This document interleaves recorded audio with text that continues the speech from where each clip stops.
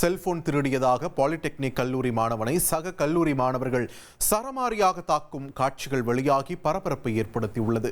சென்னை நெமிலிச்சேரியைச் சேர்ந்த 17 வயது அஜய் என்ற மாணவன் கடந்த 5ஆம் தேதி கல்லூரிக்கு சென்ற நிலையில் இதுவரை வீட்டிற்கு திரும்பவில்லை என்று அவரது பெற்றோர் காவல் நிலையத்தில் புகார் அளித்துள்ளனர்.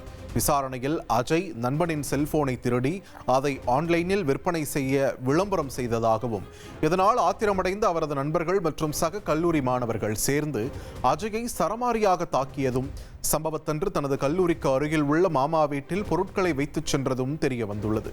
மாணவனின் செல்போன் தற்போது வரை சுவிட்ச் ஆஃபில் இருப்பதாகவும், அவ்வப்போது சென்னை விமான நிலையம், மெட்ரோ நிலையங்களில் உள்ள இலவச வைஃபை மூலம் கேம் விளையாடி வருவதாகவும் காவல்துறை தரப்பில் தெரிவிக்கப்பட்டுள்ளது. மாணவனை சக மாணவர்கள் தாக்கும் காட்சிகள் வெளியாகி பரபரப்பை கிளப்பியுள்ள நிலையில் மகனை விரைந்து மீட்டுத் தர வேண்டும் என்று அவரது பெற்றோர் வேண்டுகோள் விடுத்துள்ளனர்.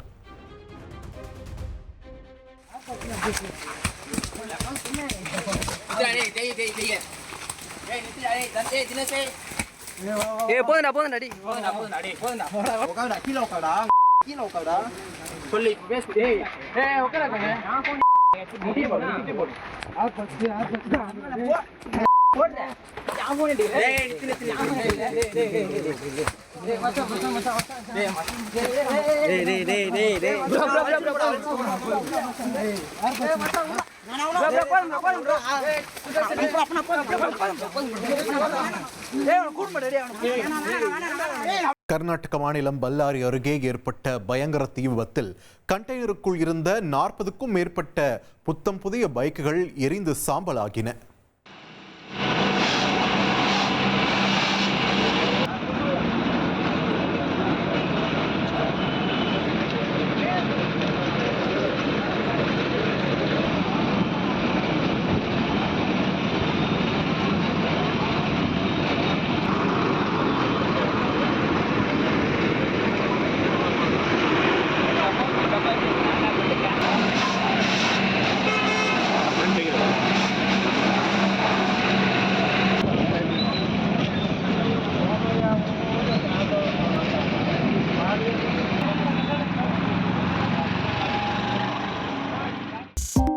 $2.66 கோடிக்கும் அதிகமான மக்களின் உள்ளங்களை வென்ற தந்தி டிவியின் டிஜிட்டல் தளங்கள், 1.25 கோடி யூடியூப் சப்ஸ்கிரைபர்ஸ், 47 லட்சம் ஃபேஸ்புக் ஃபாலோவர்ஸ், 25 லட்சம் இன்ஸ்டாகிராம் ஃபாலோவர்ஸ், 23 லட்சம் எக்ஸ் ஃபாலோவர்ஸ், 11 லட்சம் தந்தி ஆப் டவுன்லோட்ஸ், 35 லட்சம் வெப்சைட் மந்த்லி ஆக்டிவ் யூசர்ஸ். அசுரபலம் கொண்ட எங்கள் டிஜிட்டல் கரங்களில் உங்கள் விளம்பரங்களை சேர்க்க வாட்ஸ்அப் பண்ணுங்க 8939888378. Email advt@dttv.in.